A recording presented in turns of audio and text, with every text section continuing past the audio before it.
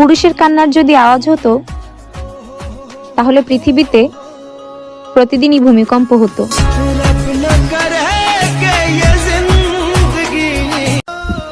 আমি রাত জাগি তাই আমার নেশাখোর মনে করো না, আসলে পরিবারের দায়িত্ব আমার ঘুমাইতে দেয় না।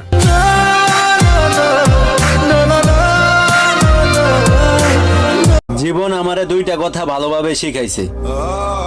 এক, নিজেই নিজের উপর খুশি থাকা। দুই, আল্লাহ ছাড়া কারো উপর ভরসা না রাখা।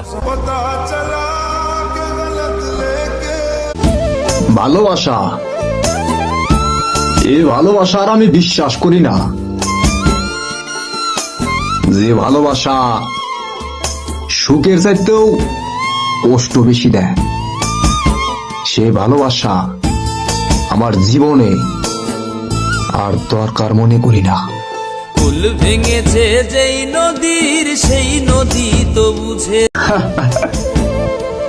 শখের একটা আয়না পছন্দ করছিলাম, আয়নাটার দাম ছিল 25 টাকা।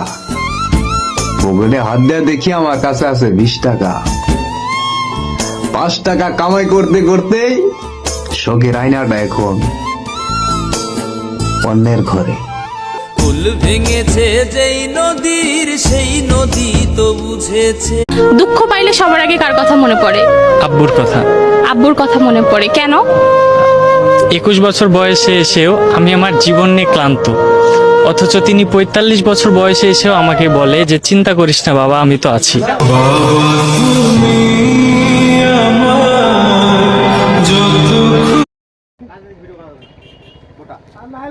মঞ্চের উপর দাঁড়ায় বলে ইনকালাব জিন্দাবাদ। আরিফ ভাই হলো ইসলামিক ইসলাম নিয়ে আমি বলেছি যে কাকা একটা কোরআন তেলাওয়াত করেন আপনি। যাই হোক, বা গজল বলে একটা গজল বলে নাইলে এখানে ভিউ ভালো, তো ভালো যায় একটা বস। জীবনে ওই ছেলেগুলোই বেশি কাঁদে যারা 10 জনকে নয়, একজনকে মনে প্রাণে ভালোবাসে। আরে বোন, তোমরা বলো ছেলেরা স্বার্থপর। ছেলেরা 200 টাকা একটা মেয়ের দেহ পাবে জেনেও তার অহংকার করো, করো আরো বেশি করে করো, ইয়েনে হইতে হইব। এই যে জায়গা ইয়েন বেশি নাও, যে পরিমাণ অহংকার তোমরা করো আরেকখানা বেশি করে করো, আরেকখানা ভালো করে দেখাই খারো, মানুষের মনে কষ্ট দাও, মানুষকে আঘাত দিয়ে তার জীবন জাহান্নামে পরিণত করো। সমস্যা নেই, করতে থাকো। এখানে আসার পর সর্বোচ্চ 1 সপ্তাহ লাগবে। তোমার এই দাম্ভিকতা, তোমার এই অহংকার, তোমার এই